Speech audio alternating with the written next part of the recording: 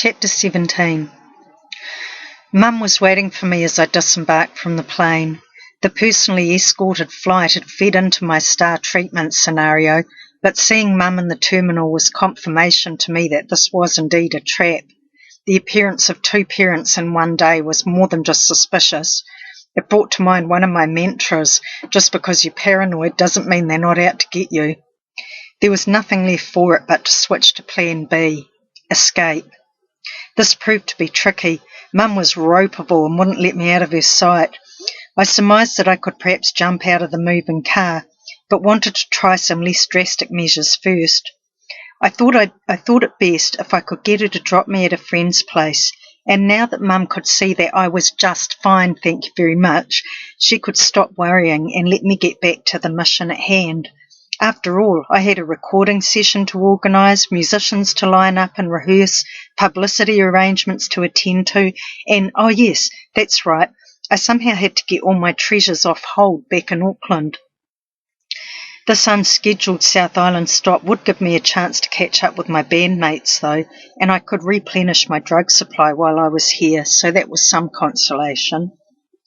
Not if Mum wouldn't let me see anybody, though. In fact, she wouldn't do anything I asked her to. She wouldn't let me out of the car, she wouldn't drop me off in Nelson, and when we were 2/3 of the way back to her house, she flatly refused to deliver me to the house of some of my drug friends. Sheesh, this was getting bloody annoying. So I punched her, smacked her one in the arm with my fist. The car veered as she briefly lost control of the wheel and quickly regained it again. Absolutely stunned, she yelped, "Ow, that really hurt. You could have caused an accident, you stupid girl. What is the matter with you? That's it, you're not going anywhere, and don't bloody well do that again." She was visibly shocked. The magnitude of my insanity and personality change was alarming to behold. A person genuinely takes their life into their hands when trying to obstruct the path of hurricane mania. But I didn't do it again. I think I'd shocked myself too, at long last. So we travelled the rest of the way home in the uneasy silence of despair. Oh my God, what were all these cars doing outside Mum's house? It clearly wasn't a welcome home party, as I immediately recognised one of the little white hospital cars, and there was my brother's station wagon too. And the police? What were they doing here? This didn't look good. I definitely needed an escape plan more than ever. I entered the house and there was Dr. Harrison, who was the on-call GP that night, Bev, the nurse from the community psych team, at least one police officer, I can't remember if there were two, and my brother. Apparently I surveyed the scene, took one look at them all and said, "I'm out of here," and fled to my room, pulled back the curtains and opened the window ready to jump. But there was my brother's girlfriend in the dark outside the window. What the hell was she doing there? I had hit a brick wall. My exits were blocked. It appeared my party was finally over. These days, this would be what is known as staging an intervention. Back then it was just plain old party pooping. The intervention team got hold of my bag and tipped it upside down looking for drugs under the watchful eye of the police officer. Packets and packets of Prozac tumbled to the floor. "Where did you get all this?" Bev was incredulous. "From the chemist shop," I answered truthfully.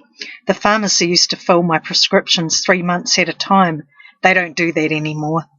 Fortunately, I'd smoked all the dope, otherwise I would have been in very big trouble that night. I was so angry at being duped and stopped in my tracks that I felt like a raging bull inside.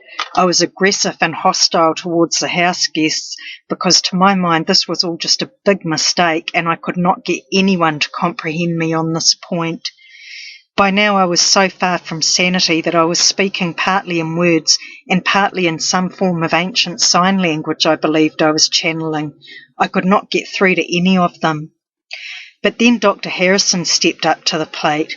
He was there to sign off on the assessment that proved I needed to be committed to the psychiatric hospital under the Mental Health Compulsory Assessment and Treatment Act 1992. I don't think it took him long to be convinced of this. So in amongst all my ranting and swearing and putting my hands into strange formations that only truly higher plane people would understand, Dr. Harrison started to do it too. At last, he was someone who could speak the language of the ancient ones with me. The relief! I could finally bypass the other idiots and morons in the room and speak the true wisdom of the hand signals with the good doctor.